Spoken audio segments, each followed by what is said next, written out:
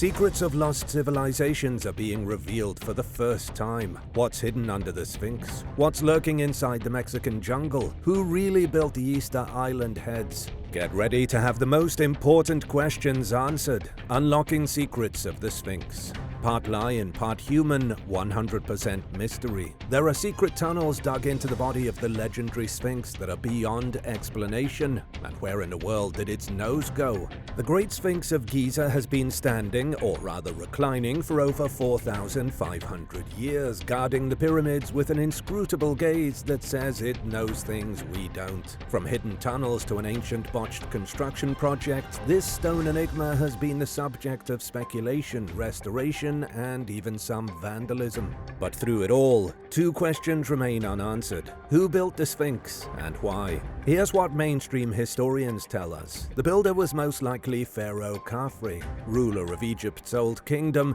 and the guy responsible for the second largest pyramid at Giza.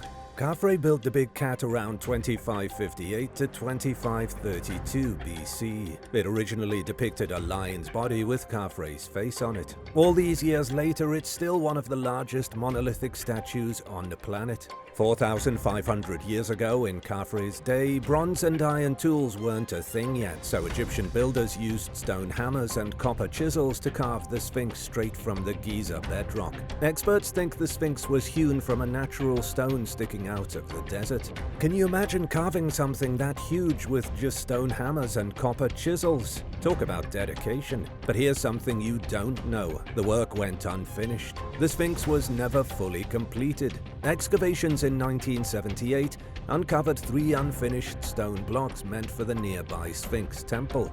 Plus, segments of the surrounding ditch were only partially quarried. Researchers even found evidence of a workman's abandoned lunch.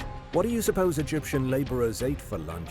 Beer was definitely on the menu because traces of a beer jar were found, but the rest is still a mystery. It looks as if someone walked off the job. The Sphinx may not have been completed because of a labor strike. After the Old Kingdom collapsed, Giza's pyramid complex and the Sphinx were mostly abandoned. Over time, the desert took over and the Sphinx was buried up to its neck in sand. For centuries, all people could see was its mysterious oversized head sticking out of the dunes. Then along came Prince Thutmose IV, who, according to legend, took a nap in the Sphinx's shadow. The Sphinx visited him in a dream and said something like, "Hey buddy, dig me out and I'll make you the pharaoh." Thutmose woke up, got to work on restoring the monument, and he became pharaoh. Talk about the ultimate side quest reward. If you've seen the Sphinx on a trip to Egypt, you weren't the first one to think to visit. The Greeks and Romans visited the Sphinx as a tourist attraction 2,000 years ago. They wanted a better look, so they cleared away more of the sand and built a stairway leading up to its paws.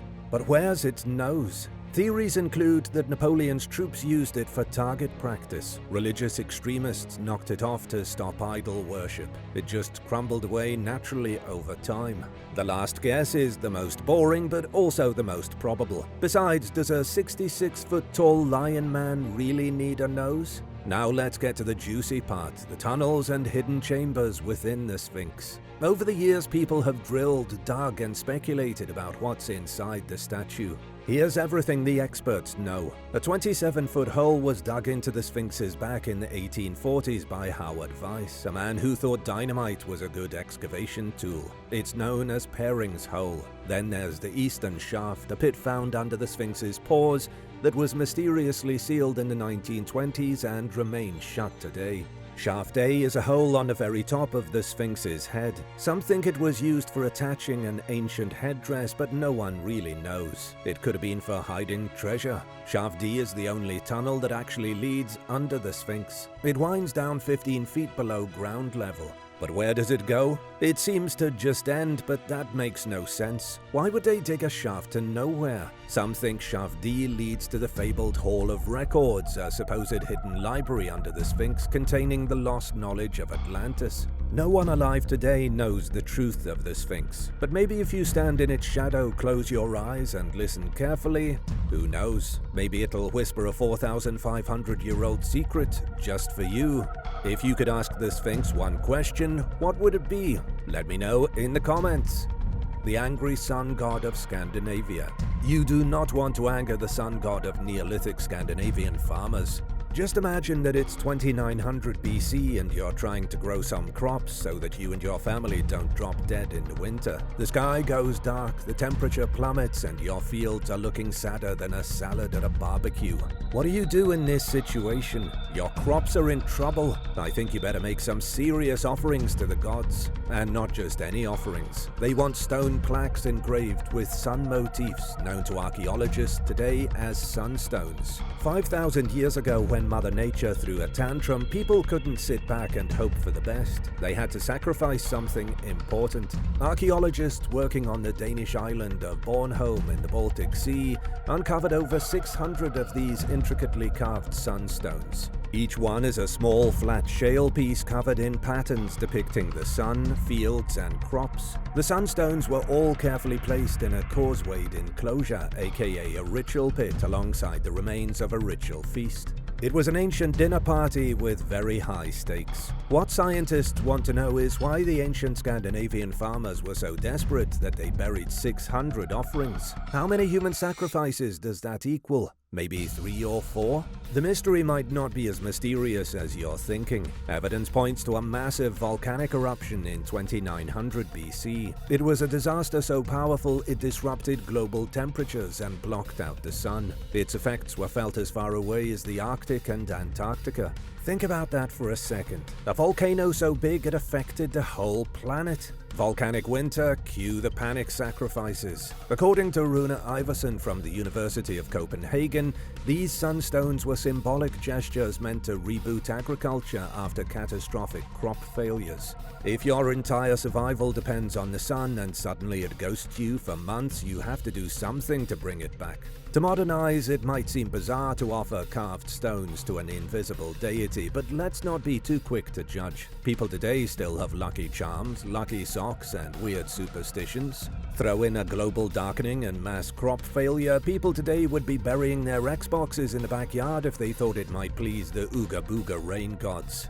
Iversen pointed out that these sunstones weren't scattered randomly but were carefully sown into the ditches like seeds. The symbolism is loud and clear on this one. If planting actual crops wasn't working, maybe planting representations of the sun would do the trick. Sadly, there are no written records from 2900 BC to tell us exactly what happened. Writing hadn't been invented yet in Scandinavia. Do you think planting sunstones worked to bring the sun out from behind a veil of volcanic dust? And now for a quick break. But first, I wanted to give a shout out and big thank you to Johanna Ardia and Jamie Toby for supporting this channel. Be sure to subscribe if you haven't already for more videos about amazing discoveries. Easter Island is older than anyone imagined. Easter Island's mysterious statues were built in 10,000 BC. There, I said it. There's no warming up to this colossal bombshell. It's a bombshell because according to mainstream archaeology, the Easter Island statues are only 900 years old, crafted by the Polynesians who settled the island. So who's claiming they were built 11,100 years earlier? That would be everyone's favorite fringe archaeologist, Mr. Graham Hancock. You've probably seen the giant stone heads of Easter Island before. They're hard to miss. Those eerie, oversized noggins staring blankly into the distance, looking like they just heard a bad dad joke. Easter Island is home to around 1,000 of the giant stone heads, which are known as moai statues. They also aren't just heads. They have bodies attached to them and used to wear blocky red hats. Some moai weigh up to 95 tons and tower 33 feet high. Graham Hancock doesn't think the moai were built as impressive art projects by the Polynesians. He claims the moai were already on Easter Island when the Polynesians arrived. They were left there by a lost civilization that existed 12,000 years ago. Hold on a second here. A lost civilization from the Ice Age? A secret history hidden on a mystical island? It sounds like an episode of Ancient Apocalypse, which conveniently Hancock hosts on Netflix. But where does Hancock get his proof? Surely the guy has something to back up his claims, right? The key to Hancock's theory is a big yellow banana. He said that recent studies have shown that banana plants were on Easter Island thousands of years ago, long before the Polynesians arrived. Since bananas don't swim across the ocean on their own, Hancock suggested they were brought by a mysterious group of Ice Age migrants. That makes an alarming amount of sense. But Graham pushes the envelope further. He has argued that the Moai statues are way older than the stone platforms they sit on. The statues are smooth and well crafted, while the platforms look like a rush DIY project with stacked rock shards. His takeaway is that two different groups built them. The original Moai makers were there long before the Polynesians ever showed up. To say that Hancock's theory has ruffled some feathers in the archaeology world would be an understatement. Dr. Dale F. Simpson Jr., an archaeologist from the College of DuPage in Illinois, argued that Hancock is ignoring key evidence. He pointed out that similar stone statues exist on other Polynesian islands like Hiva Oa and the Reivavai Islands, and they share design features with the Moai. They have elongated heads, similar postures, and hands resting on their bellies. Wait a minute, similar statues on other islands? That's a pretty good point. How does Hancock explain that one? Hancock's response is predictable. He said the Ice Age civilization's influence obviously spread to other islands, resulting in other groups building similar statues. It's a fun theory, but it's missing cold, hard proof. There isn't much archaeological evidence that humans were living on Easter Island before 900 AD. No ancient bones, no signs of farming, no remains of pigs or dogs. Totally zilch. Guess who has an answer for that too? Graham Hancock believes the real evidence is underwater. Physical proof of the original Moai builders from 10,000 BC is apparently buried beneath rising sea levels. It's off the coast of the island, which is why it hasn't been found. Hancock said that after the glaciers melted at the end of the Ice Age, it all sank like Atlantis. But if the evidence is underwater, how can we even verify any of this? We're going to need some divers. Who do you think is right? Do you trust Hancock's fringe theories, or are you team mainstream? Let me know in the comments, and be sure to subscribe before you forget. A cockroach's voyage through time. Can you imagine what you'd find opening a 200-year-old book? A treasure map? A secret message? Well, Oliver found something a little different. A cockroach traveled a very long way through time aboard a slave-trading vessel to reach Mr. Oliver Finnegan. This bizarre tale isn't about bugs, but about one of humanity's darkest moments. Oliver is a National Archives specialist. He cracked open the ledger of a French slave-trading vessel for the first time in over 200 years. He opened the dusty tome, and rather than finding a treasure map or a secret letter, he found a squashed cockroach. Ooh, I know. The little rascal had managed to scuttle its way into the history books.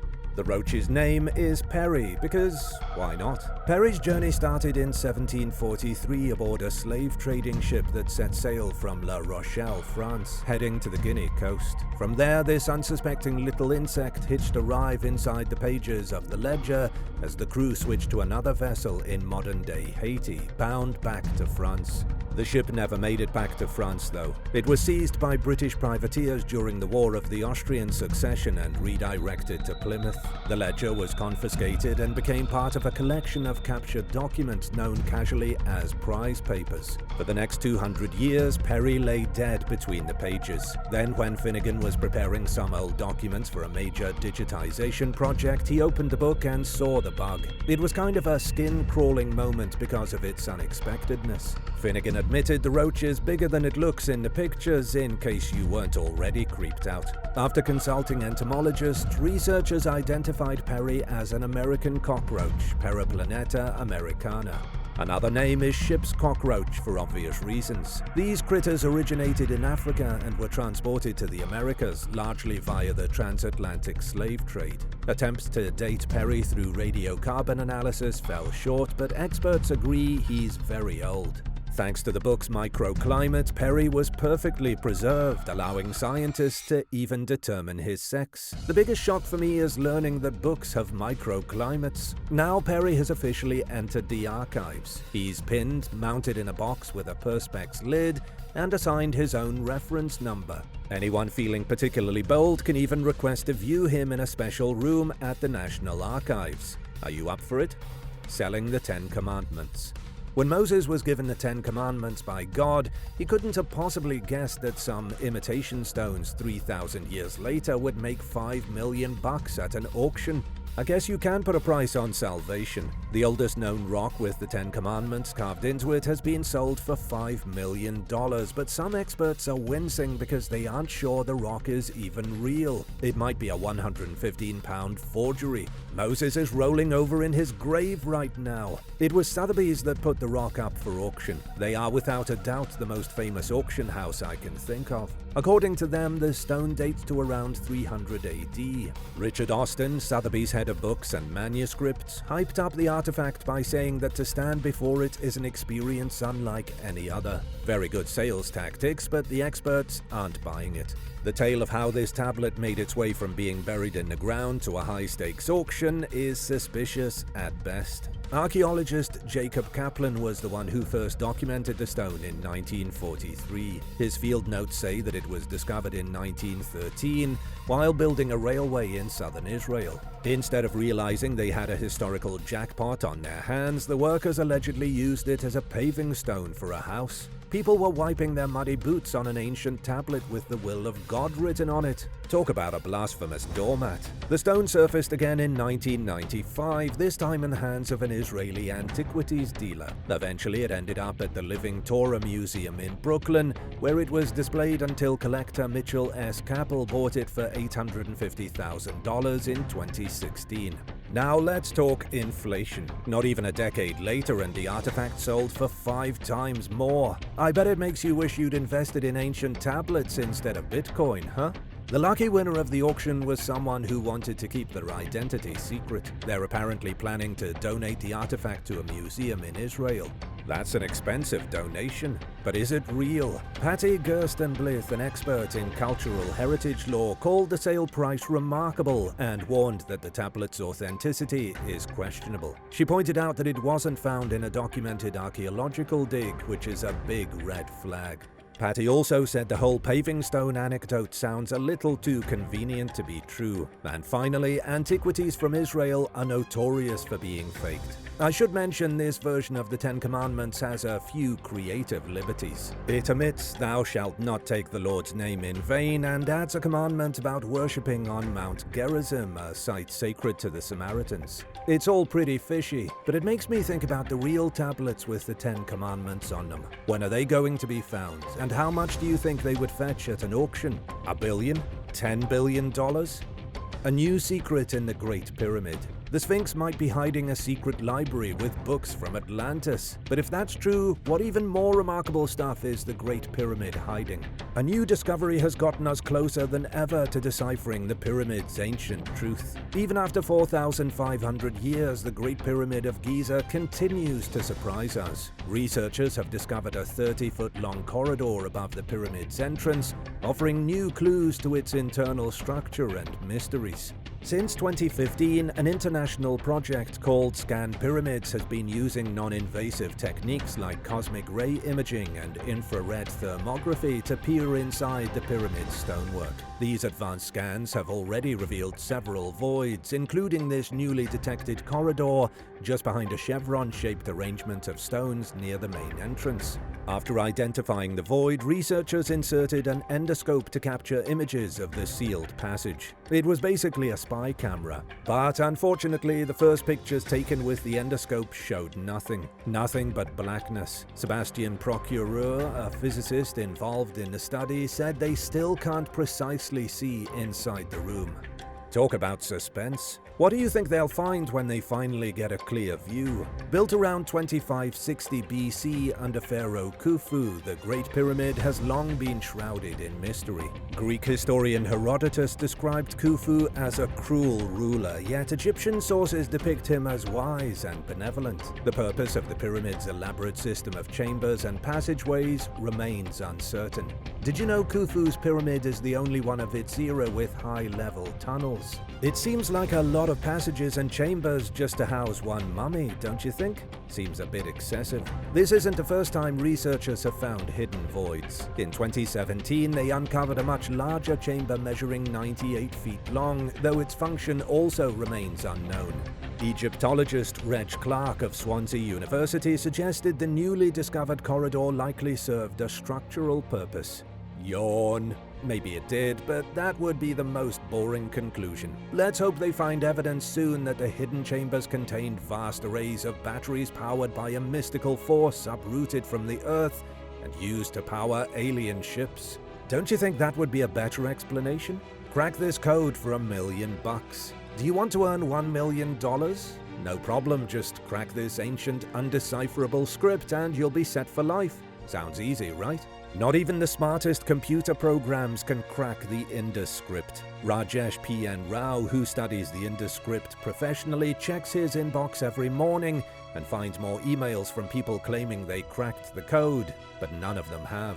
The messages come from engineers, retirees, tax officers, and IT workers, mostly from India or of Indian origin, all convinced they've cracked the Indus Valley civilization's secret language. The Indus script is a system of signs and symbols that, to this day, no one can read. These emails were already arriving in Rajesh's inbox before there was a cash reward. Now there's a lot of money involved thanks to M.K. Stalin, the Chief Minister of Tamil Nadu. He's offered to make a millionaire out of anyone who can solve the ancient puzzle. But I'll be honest, I don't think anyone's going to get the money. The Indus Valley civilization, also called the Harappan civilization, was one of the world's first urban societies, thriving 5,300 years ago in what is now India and Pakistan. These people weren't just building mud huts, they had planned cities, sewage systems, and advanced trade networks. Then they went poof. Around 3,000 years ago, they vanished. No war, no famine, no record of what happened, just gone. Like a ghosting ex, but on a civilization-wide scale. And if that wasn't mysterious enough, their entire writing system remains undeciphered. Archaeologists have all these texts that could give us clues as to the origin of humanity itself, but no one can read them. It's incredibly frustrating for everyone, even me. Here's why the Indus script is such a linguistic nightmare. Normally, when experts decode ancient scripts, they compare them to known languages. That's what happened with Egyptian hieroglyphs. Scholars had the Rosetta Stone as a cheat sheet. The Rosetta Stone had the same text on it in 3 languages, including Greek, which helped break the hieroglyphic code. There is no Indus Valley Rosetta Stone, and so everyone is stumped. The script itself isn't very helpful. Most of the 4,000 inscriptions are tiny and found on seals, pottery, and tablets. Each piece of text is ridiculously short, with an average length of about 5 signs, less than a tweet. Scientists also don't know if these are words, syllables, or just fancy doodles. To make things even more confusing, a lot of the seals feature a unicorn next to an unidentified object. Was it a religious symbol? A royal emblem? An ancient live, laugh, love sign? Scholars don't know what to think. It's up to you, so get code cracking. A forgotten city frozen in time. When you were a kid, did you want to grow up to be Indiana Jones? Did you dream of discovering lost cities? Pedro Guillermo Ramon Teles certainly did. He grew up, became an archaeologist, and has now made one of the biggest discoveries in Mesoamerican history, a city thought lost forever. Welcome to Giangola, a long-lost Zapotec city that's been hiding in plain sight for the past 600 years. How does a city get away with sitting in the open for so long undiscovered? It was nature's fault for growing over the place. Only thanks to cutting-edge LIDAR technology was Giangola discovered. Teles and his team used laser scans to reveal a massive settlement that was way more than just a simple fortress. It was a full-fledged city, teeming with life, trade, and some seriously advanced urban planning. In just 2 hours, Teles and his team uncovered what would have taken years to find on foot. They identified 890 acres of city, a walled defensive system, 16 plazas, a road network, a ceremonial center, and Mesoamerican ball courts for playing their oftentimes deadly ritual ball game. Some questions still need to be answered, like why did Giangola vanish? What do you think? Why would an entire city just up and leave? Researchers don't think the city was abandoned because of war, famine, or a natural disaster. Instead, Teles believes its people chose to leave right before the Spanish arrived, relocating just 12.4 miles away to modern-day Tehuantepec, where their descendants still live today. Still, that doesn't really answer why they packed up and left. Did their oracles see the Spanish conquest on the horizon? Had whispers come to them of white-skinned invaders to the south? Or could it have been a coincidence that they moved just in time to avoid being wiped out? This ancient city came with one more big surprise. It was designed for the people, not for the elite. Giangola seems to have been surprisingly egalitarian. Theliss's research suggests that commoners had more power than initially thought. The presence of small temples and plazas outside the city center suggests that regular citizens played a big role in decision-making. The city was designed for collective well-being. Instead of just catering to the rich, Giangola's layout prioritized extended families and communal spaces. Makes you think, doesn't it? Do you think our city planners could take a lesson from Giangola to build better, friendlier cities for people today? Vikings lived through the apocalypse. It turns out the Vikings might have already gone through their own version of the apocalypse. Sorry to the Jehovah's Witnesses, you missed it. I'm talking about Ragnarok, the legendary Viking end of the world. It may not have been another mythological bedtime story like so many scholars assumed.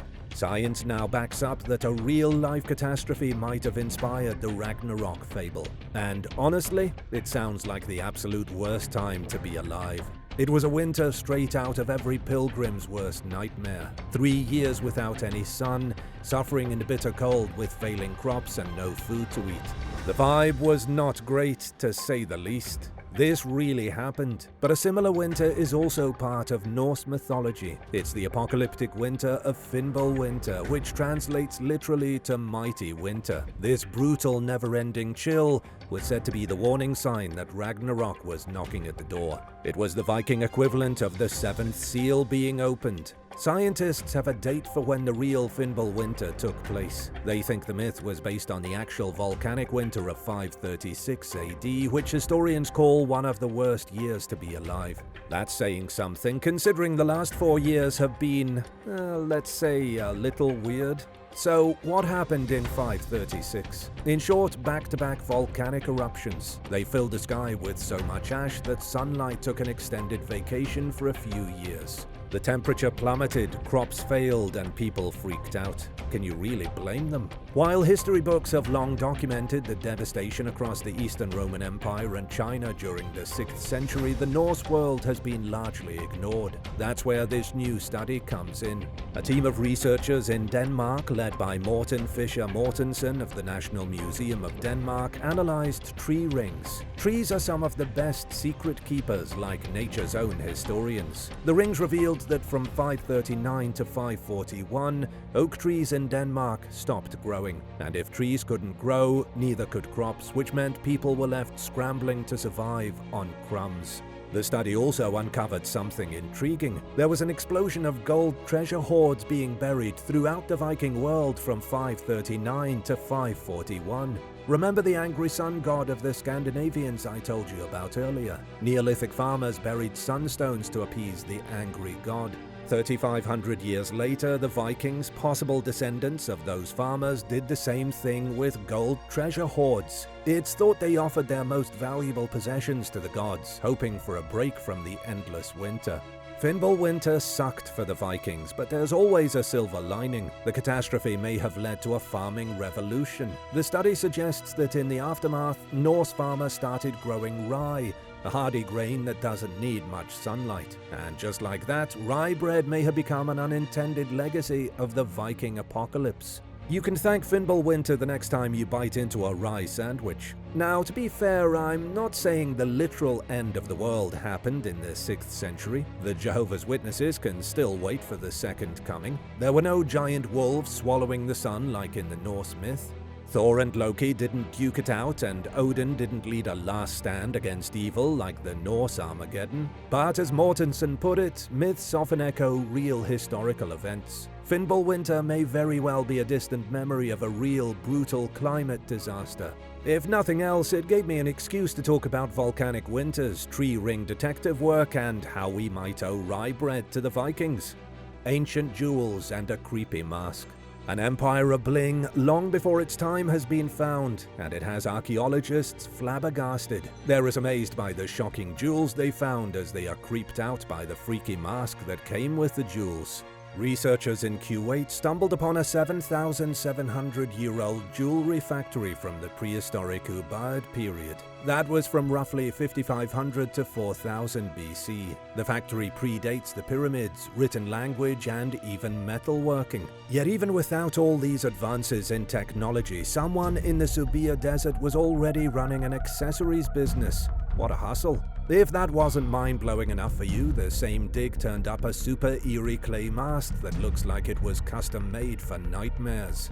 The site where all these goodies turned up is called Bara-1. Archaeologists from Poland and Kuwait were sifting through the Bara-1 site when they found shell ornaments and pottery shards. At first, it just seemed like someone's forgotten arts and craft supplies. Then they realized it was a fully functioning workshop where someone was making jewelry, presumably for profit.